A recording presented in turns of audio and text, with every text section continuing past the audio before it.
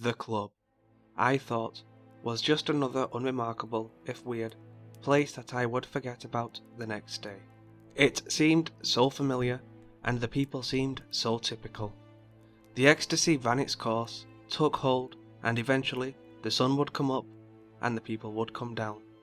When I first saw it, there wasn't one iota of me that thought this particular building, location really, would become the central focus of my life for the better part of a week. It all happened in the summer of 2005, in a fairly small town of about 25,000 people somewhere in New England. I haven't talked about it since then, because I'm the only person who remembers it, the only one who was chosen by this piece of land to tell its story. Here's how it started.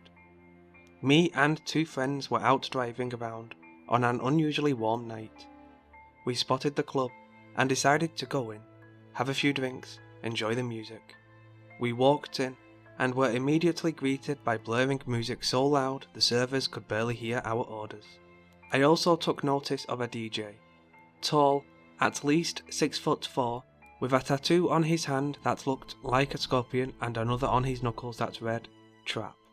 My friends and I mocked the club for being too cliché, and as techno music played and glow sticks swirled sickeningly, I started to feel nauseous and my head began to pound. The DJ shouted, "This next one's straight from the heart," and began spinning the discs like a madman. I ran to the bathroom to puke, pushing my way through a horde of young people my age. Once in the bathroom, I flung the stall door open and projectile vomited into the toilet 2 or 3 times. And when I went to clean myself up and splash some water on my face, I noticed that someone had written, "I want to leave so bad," in what looked like blood. This didn't totally freak me out. It wasn't the weirdest thing I'd seen at a rave, or even in a bathroom for that matter. So I mostly dismissed it as the drug-fueled confusion of an angsty teen. Back out in the main room of the club, I told my friends I thought we should go, that I wasn't feeling well, and that the club had a creepy vibe. They wanted to stay though, and so I told them I would meet them outside. I walked out, back behind the club, pulled a cigarette out of the pack and began to smoke it, slowly, when I suddenly noticed a large shadow lurching towards me, limping. "Who's there?" I asked, not too concerned, but I got no answer. I asked again, but then the shadow hobbled away, and I assumed it was some kid on drugs having a bad trip, until I heard it retching around the corner, making noises that sounded completely inhuman. It thrashed around, knocking into the trash cans, and slamming into a car that was parked on the side of the building. This freaked me the fuck out, and I ran around the other side of the building, so as to avoid it, and back inside the club. Sweet Dreams by the Eurythmics was pounding over the stereo at that point as the DJ was nowhere to be seen. I was totally out of breath, and scared completely shitless. I finally found my friends, sitting at the bar, totally hammered, and they asked me if McDonald's was still open. I finally convinced them to leave, but before we could, a woman with dark red hair stopped us at the door and said, "Thank you for coming, please come again," before stamping our hands with a barcode. I found it weird, but just wanted to get the fuck out of there and not think about the place again. In the car, my friends were way too drunk to talk to them about the things I experienced at the club, so I just kept it all to myself, convinced myself that it was nothing to worry about, and just drove us home, back to our respective houses. For some reason the next day, I had to see the club again. I had to see it in broad daylight. I also had to face it alone, without my friends. There was a sort of peace of mind that I needed, closure even, just to see that the club was what I thought it was, totally and completely unremarkable, harmless. Just another place, and nothing more. I had forced myself to believe that if I saw it, in its most harmless state, during the day, that I would be able to forget about it. The sound the shadow made as it retched and gagged kept reverberating in my head, and my nausea would return whenever I thought about it, which was almost constantly. Even in my dreams that early morning, when I finally got home and collapsed into bed. The location of the building was very inconspicuous, and I had a bit of trouble finding it again. It sat near railroad tracks, the same tracks I'd grown up hearing the trains roar down every night. Eventually, I remembered how we found the club the first time, and I followed the tracks down a dirt road and onto gravel until finally I could see the neon glow of the building. However, when I reached the exact spot the club was at last night, I instead found myself outside of a grocery store. The store was an exact replica from the outside as my local store that I had been going to since I was a small child. "You'll never want to leave," a sign said, in bold green lettering glowing so bright I couldn't look at it for too long. I got out of my car and considered all of the possibilities. Maybe I was dreaming. Maybe I was on an acid trip and I never even left the club. But there was no logical explanation. The grocery store was supposed to be at least 7 miles in the opposite direction, nowhere near train tracks. I leaned up against my car and stared at the store for what seemed like forever. I briefly considered calling one of my friends from the night before, but it seemed useless. They were too drunk to know where they were last night. I decided to just walk in. When I entered, it was déjà vu. The store was the same on the inside as my local grocery store, and the shoppers there didn't seem to notice. Maybe they just didn't know. I walked around aimlessly for a bit, completely dumbfounded as to what was going on in my town. I decided to buy something, a pack of gum, $1, and before I checked out, I went to the bathroom to make sure nobody had written any ominous messages on the mirror. But unlike the club, the store's bathroom was completely clean. Not a blemish, no blood. When I got to the checkout counter, I vaguely recognized the cashier. I paid for the gum and asked him how long this store had been at this location. "I don't know. A while, I guess," was all he said. His eyes were dark and gloomy, and I couldn't see any emotion in them. I was about to walk away when I noticed his tattoos, a scorpion on his hand and the word trap on his knuckles. I stopped, looked around as if I was expecting someone or something to jump out and attack me. The lights above our heads hummed, music faintly played over the radio. "Didn't I see you at the club last night?" I asked. "Weren't you the DJ?" "Yeah, I do that too," he said with a laugh that made me uncomfortable, and he just kept staring at me with an emotionless smile. "Have a good day." My voice trailed off. "Yeah, bro, but it's night time," he said. I ran out of the store, and sure enough, it was night time. Black as a crow, I moved to my car, threw the pack of gum on the passenger seat and looked back at the store. The neon light emanating from it was now unbearable, and the bright green sign that once read, "You'll never want to leave," had been changed to, "I want to leave so bad." At this point, I was completely sure that I had either lost my mind entirely, or that something terrifying was happening.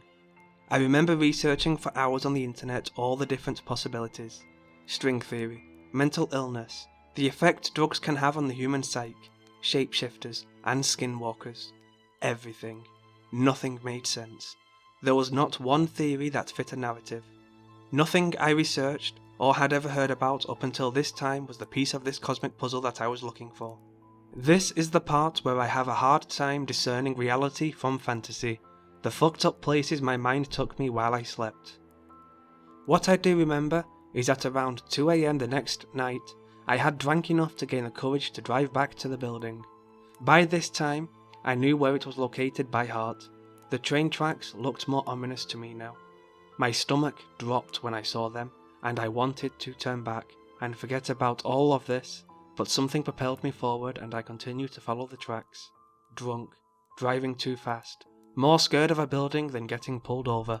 At least I knew jail was real.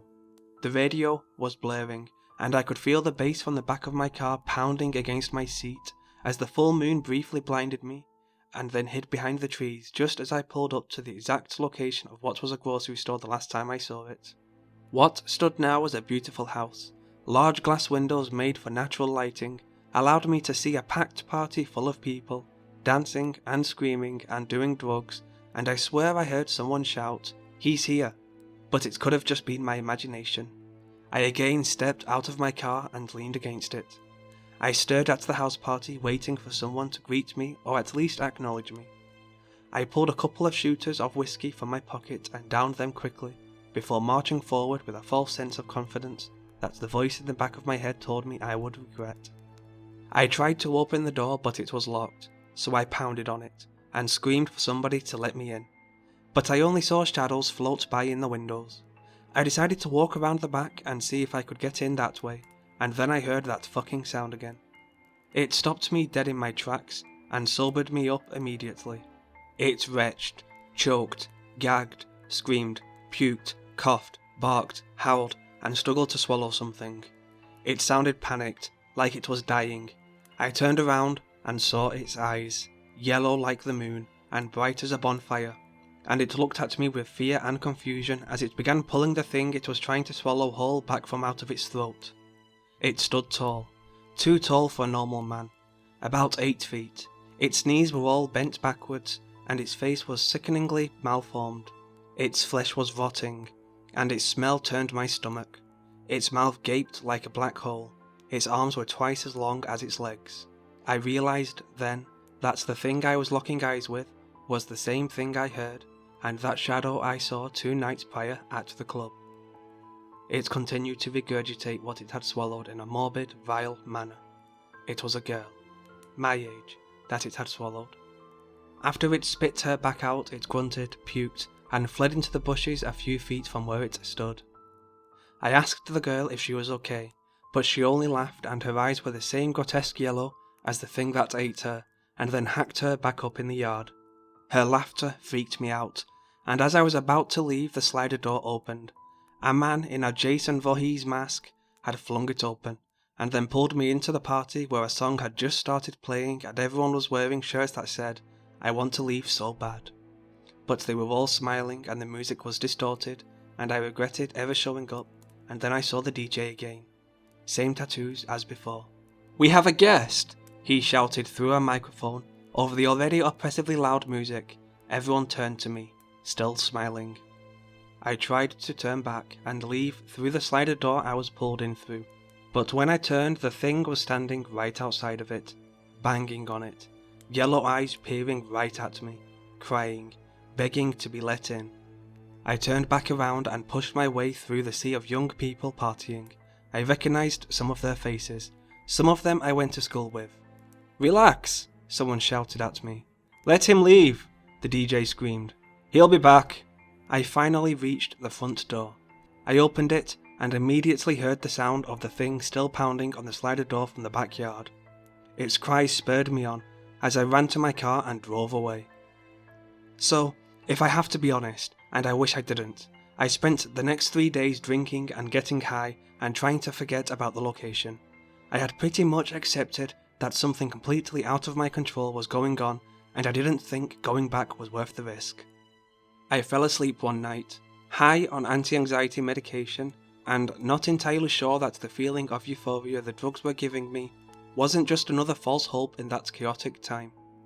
I remember waking up and falling back asleep, rhythmically. Every now and then, I would wake up and drift back off to dreamland. At some point though, I woke up to the feeling of motion. I was moving, and I wasn't entirely sure why. But I figured it was the Xanax making me feel that way. I didn't think anything of it until I heard the sound of a train whistle and the roar of the wheels against the tracks. I jumped out of what I thought was my bed, but what was by now just a cabin in a train. I fell to the floor and shouted, "Where the fuck am I?" The train halted and I looked out of the window. I was pretty sure that the train had stopped at the location. The club, the grocery store, the house party, all were gone. What stood now was absolutely nothing but a graveyard. Thousands of headstones and memorials stretched across the land. I ran the length of the train and forced the door open and stepped out. I cautiously entered the graveyard, certain that at any moment the dead would shoot up from the ground and drag me under with them. What actually happened shook me more to my core. The first thing I noticed was a shadow. Its shadow, off in the distance, 50-60 yards off. It was, as usual, grunting, and it briefly looked at me, and I saw its disgusting yellow eyes again, even from so far away, and I realized It was eating something, and I assumed it was a person. "What do you want from me?" I called out. Being eaten by the thing didn't seem so bad anymore. "Why are you torturing me?" I walked forward, ready to possibly confront the thing and maybe the DJ if he was there as well, which I assumed he was. Before I could reach the beast, I was stopped in my tracks by a voice from behind. "Just make sure they know," the voice said. "Know what?" I asked as I whirled around. The DJ was standing there, face all distorted and tattooed now. "What do you want me to tell who?" I demanded, and a tear streamed down my now shallow and sunken cheeks. "There is nothing to fear. You were never happy. Nobody is," the DJ said as he sat on one of the tombstones. "Whatever happens to you and yours, it was always going to happen. That thing back there, eating people, it's not so bad. People eat people all the time." The DJ looked down and opened his jacket, revealing his ribs and organs. "I don't understand," was all I could mutter. "It doesn't matter. You aren't good enough. Nobody is. Your fate, like everyone else's, will be the same as mine," he said, and gestured at his rotting, distorted body. I looked back at the thing and it was gone, and when I looked back at the DJ, he was gone too. And I slowly walked over to where the thing had been eating, and whatever, or whoever it was eating was now gone as well, and I felt like the whole situation was gone. I looked over now at where the train had pulled up, and now only saw the railroad tracks, and by the tracks on the road I saw my car parked, door open, lights on. I started towards my car, and as I walked I finally noticed what the tombstones all read. "I want to leave so bad."